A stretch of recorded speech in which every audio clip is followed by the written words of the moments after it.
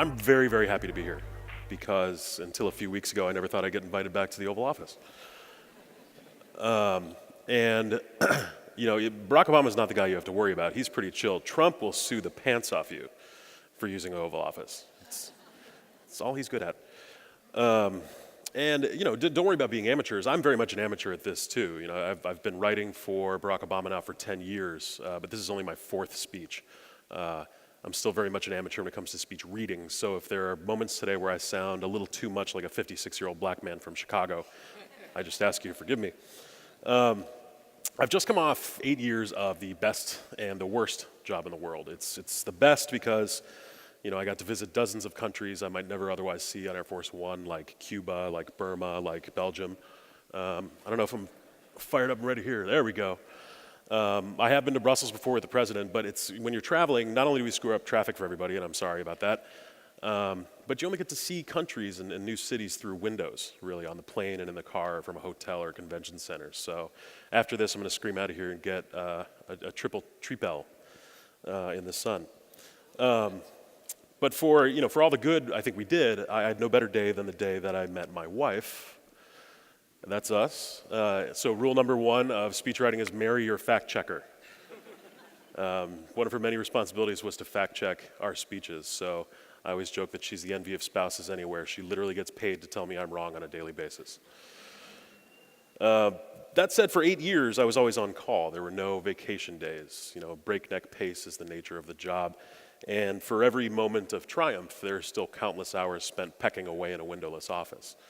But I would do it all over again because for 10 years, I was a part of something bigger than myself. I was doing something with a sense of purpose. From the economy to healthcare to civil rights to climate change. We made a positive difference in people's lives, and most of all, I got to tell stories for a living. And that's all good speechwriting is, really. It's just storytelling. That's all good communications work is too. You know this. We've been telling stories since we crawled out of caves. We gravitate to a good narrative. We crave a good narrative, something that tells us where we've been, where we are, what we can aspire to be.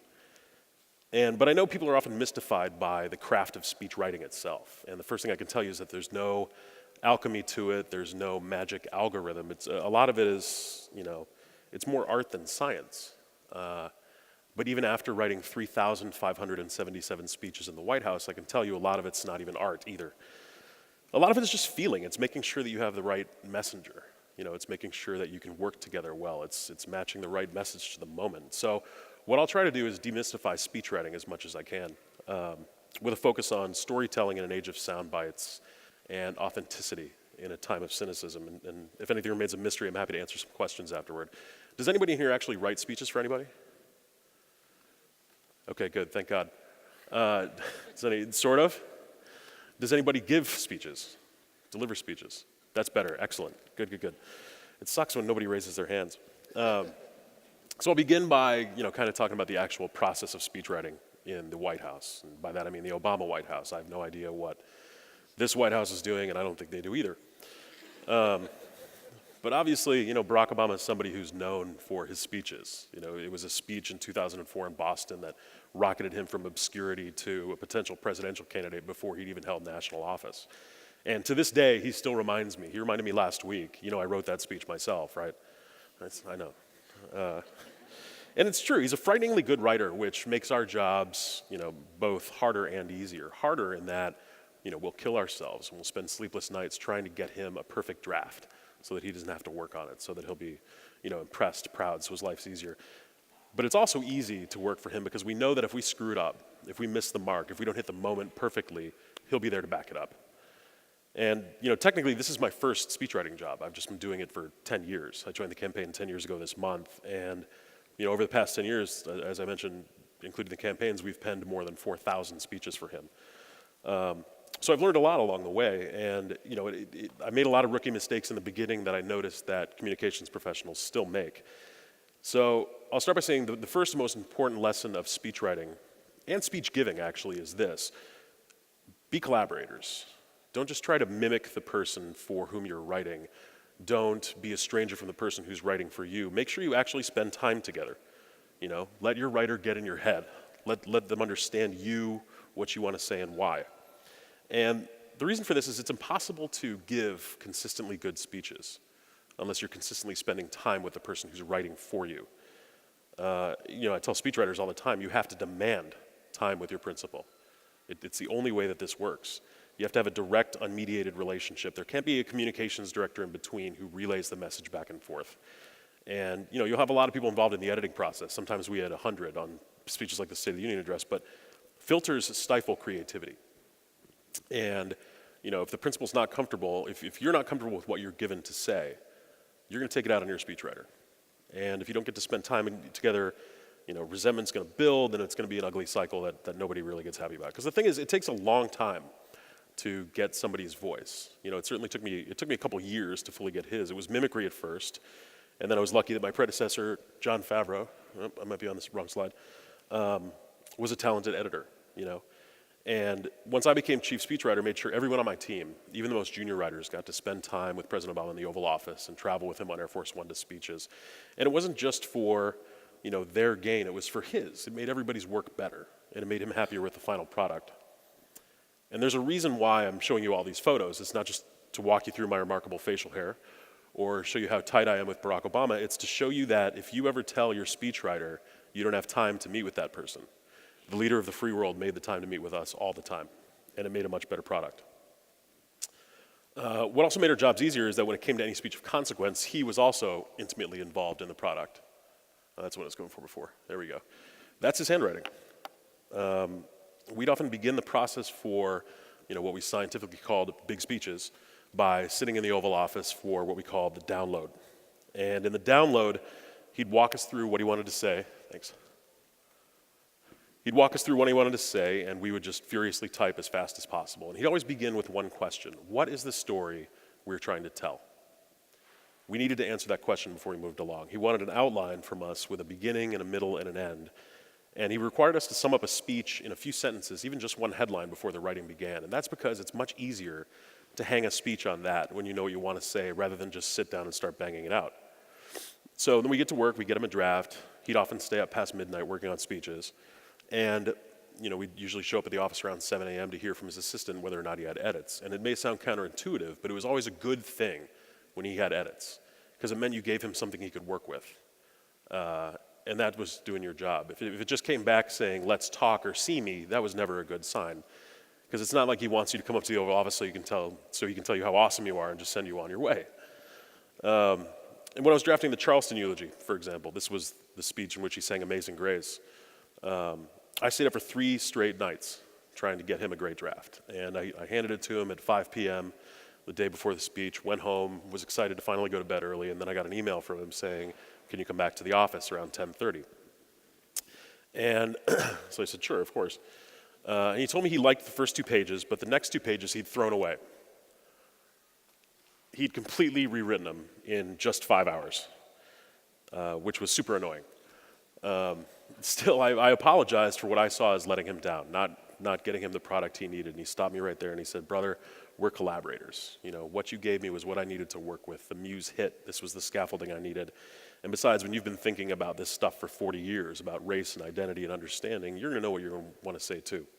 So be collaborators. That's the single most important thing I can tell you about speechwriting and speech giving. Be collaborators. Even if the principal, even if you're not a true collaborator, even if you don't want to write anything, make sure you are sitting down with the person who's writing for you. It'll make a big difference, I promise. The second key to a good speech is to keep it real. Don't write too big or too lofty. Be conversational and colloquial instead. Not every event calls for Lincoln or Kennedy, and people can tell when you're trying too hard. 3, keep it concise. Don't use 20 words when 10 will do. And speaking of JFK, it's said that he once said, keep all speeches under 12 minutes, because after that, people start thinking about food or sex. And 4, keep it simple. Rather than explain a concept like you're a nuclear physicist or the smartest person in the room, try to explain it like you're talking with a friend in a bar. Whenever we had to write a complicated policy speech, I would sit down with the policy people who are experts in this and know this is what they've devoted their lives to. And I would tell them, we can't say this because no one's going to understand it. You understand it, but the people don't. Give me a way to say this concisely. Sometimes they could do that, sometimes they couldn't. If they couldn't, we would just go back and do it to each other. But if you're going to sit down with your best friend in a bar, You're not going to bore them to death with the ins and outs of every complicated policy initiative. You're just going to tell them what you're doing in 10 seconds or less. That's what you should go for in a speech. So those are the keys to writing a good speech. Keep it personal, keep it real, keep it concise, keep it simple. But to write a great speech requires something more. To write a great speech requires authenticity and a mastery of storytelling. And, authenticity is rare, especially in politics, certainly in politics. It shouldn't be, but it is. You can tell when somebody's faking it, when somebody's trying too hard. We have an old saying in American politics, it's every politician wants you to believe they were raised in a log cabin that they built with their own bare hands. And we've all heard political speeches with lines that sound too cheesy, too carefully crafted, that sounds like 20 people were sitting around a table coming up with something clever and high-fiving themselves afterwards. But we always found that people appreciate efforts to be authentic, and more than any effort to please anyone by being entirely bland or entirely inoffensive. In 2004, when Obama gave that speech that made him a presidential contender, rather than try to cast himself as everybody else, he embraced what made him different. He told the story about how he was a skinny kid with a funny name, with a Kenyan father and a Kansan mother, raised by a single mom. And he did it in a way that was quintessentially American, that said, only in this country would my story even be possible. And he did it so well that by the end, people were almost saying, I wish I had a difficult upbringing. It just worked. Now, his opponents, even back then, always tried to paint him as some sinister other, some secret Kenyan Muslim who doesn't have America's values, who's the Manchurian candidate plotting a terrorist attack. And that, in the beginning of that argument, it was mostly relegated to the far racist right of American politics. And then in 2008, in the darkest part of our campaign, where we were in real danger of losing, a video surfaced of the president's pastor in a church where he was saying some pretty awful things about America, and it played perfectly into that stereotype. So it scared the hell out of us. I mean, the campaign kind of hinged on our reaction to this. And the typical politician's response might have been to, ignore it or condemn it or say, I never saw this, or just kind of try to wait out the crisis and see if it would go away. But that's not who Barack Obama is. Barack Obama said, I want to take this on. I want to talk about this. I want to give a thoughtful speech. And we all said, hang on, a thoughtful speech? We don't do that in American politics. Like, thoughtful is not the right word. But he said, no, I want to talk about race in America, which is also something politicians are told never to talk about. Here's a short clip.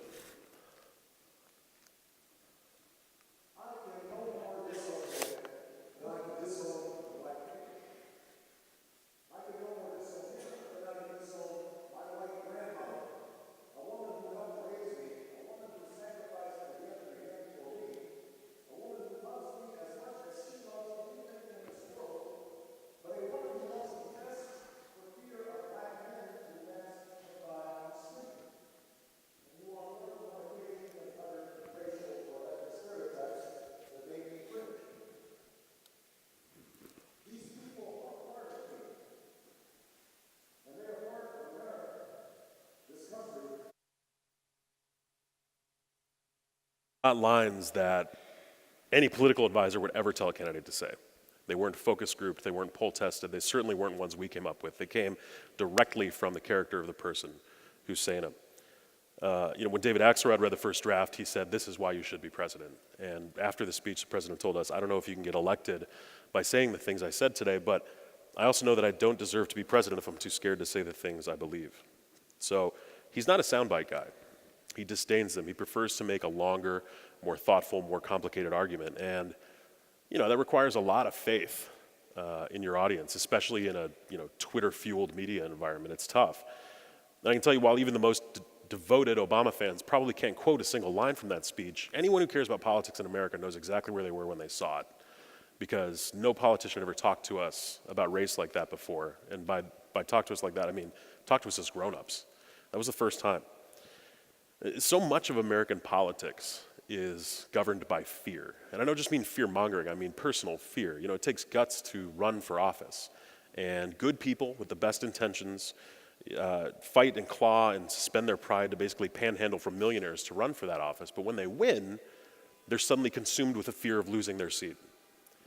And they end up playing it safe, not rocking the boat, not doing much of anything at all because they're afraid to lose their seat. But before long, they begin to reek of inauthenticity.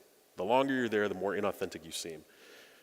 And since we live in a time of such great cynicism about our institutions, in a time when people have such sophisticated bullshit detectors, most politicians are peddling poll-tested crap. So when you're writing or when you're speaking, ask yourself, is this true? And by is this true, I don't mean is it factually accurate. I mean, do I believe this? Is this me? Is this what I want to say? Is this what I would say to a friend in a bar? And that's the tone Obama set for us. We were never afraid to take on sensitive topics because even if we'd get some flack from the talking heads on cable news, and while I hope none of you ever find yourselves in the middle of a racial firestorm like we did, should you find yourselves confronted by tough arguments or controversial topics, I encourage you to confront them head on. If someone makes an argument against your brand or your company, don't just brush it away or laugh it off or try to wait it out. Engage it. Beat it with your own.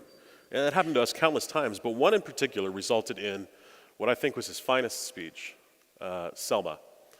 And, brief history lesson here. In 1965, a group of African Americans set out to march from Selma, Alabama to the state capital of Montgomery to protest for their right to vote. And they barely made it across the bridge out of town before they were beaten by police officers, just for marching. And the images of this, of young people, of old women, of a guy who's a congressman now bleeding on the pavement, shocked the conscience of the country and the world, and eventually made their way to President Johnson, who adopted the mantra of the movement, "We shall overcome," and pushed for a Voting Rights Act. So, we talked a little bit earlier about creating events and staging events, and they wanted the president to come speak at the 50th anniversary of this. And this isn't an event that requires much staging. I mean, just the symbolism alone of a black president coming back to commemorate what people did there is enough. So we could have gone with a safe, simple speech doing it, but the week before, a Republican politician went on television and trotted out the same old racist dog whistle line of attack against the president. He began by saying, "I know this is a terrible thing to say," which, pro tip, if you ever begin a thought with, "I know this is a terrible thing to say," you should just stop the thought and move on to something else. But he continued, "I do not believe that the president loves America. He wasn't brought up the way you were brought up and I was brought up through love of this country. He was raised differently than us." And everybody knows what he means by that. And I have a thinner skin than Barack Obama, so I was pretty pissed off about it. He doesn't get that way. He said, that doesn't merit a response, but it is an idea worth taking on. Why should some cranky old man get to decide what it means to love America? Who gets to decide what patriotism is all about? And so we came up with this.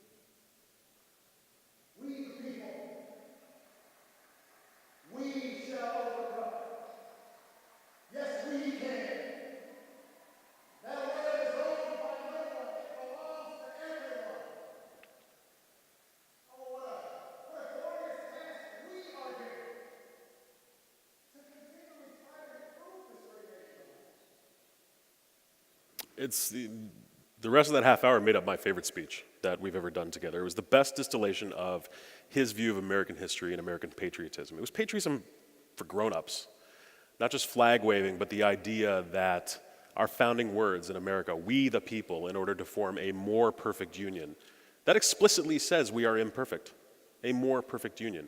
And it's not manifest destiny or a strong man. It is groups of people who often don't have power who came together to gradually make sure that the words of those founding encompassed more and more people.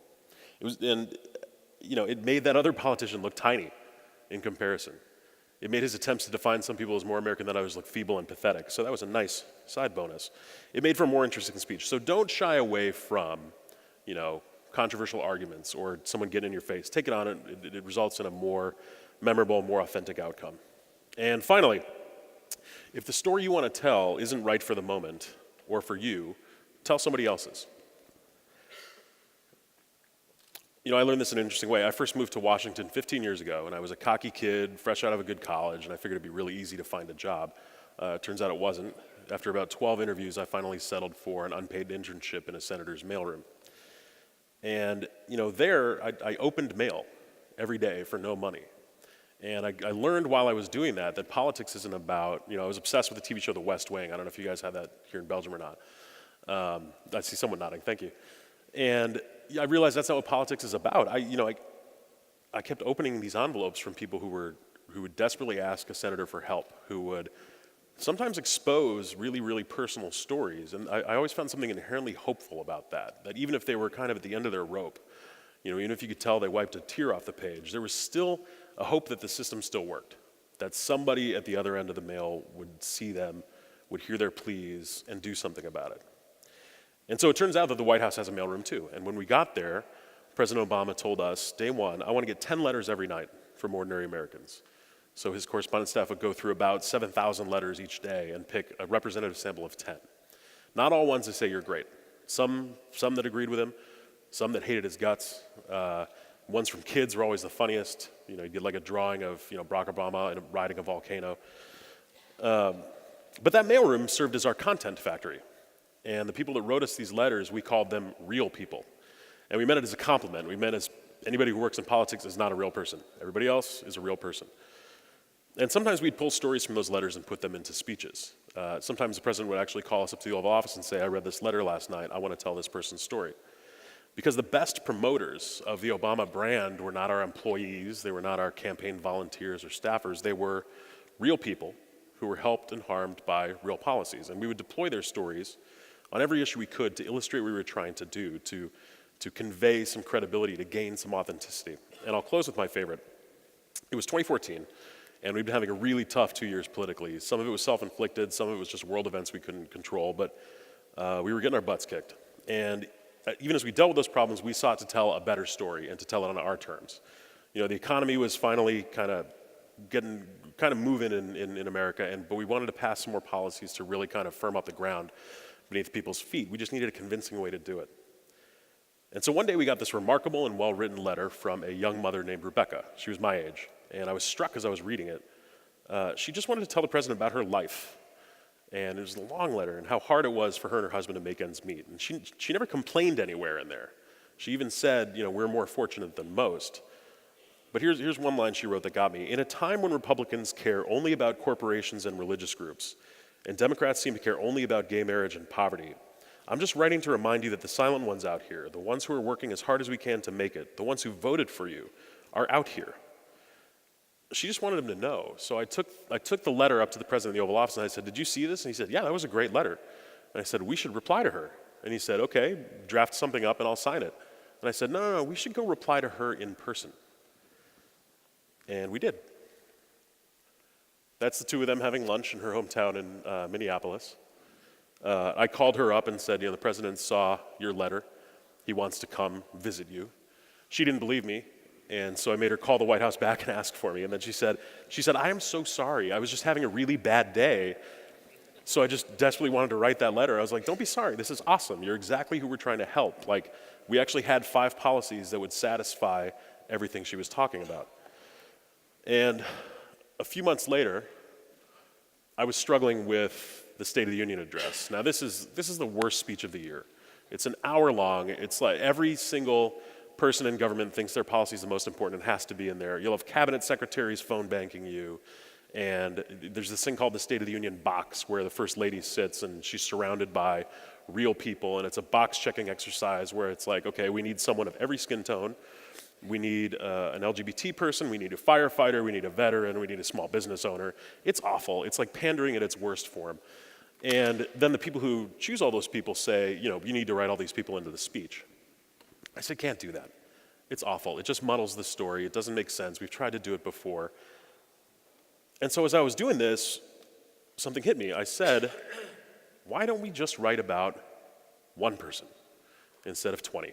Why don't we build an entire speech around Rebecca? And I called her up again and I said, hey, it's your old buddy Cody. And this is after, she gained some fame and notoriety for being this woman that the president went to visit. And I said, how would you like to come to the State of the Union address? She was like, what? Great. I said, how would you like it to be all about you? And she said, no.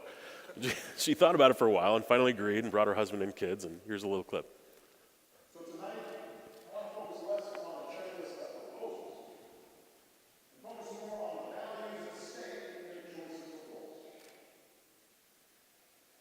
It begins with our economy. 7 years ago, Rebecca and Ben Grover of Minneapolis were newlyweds.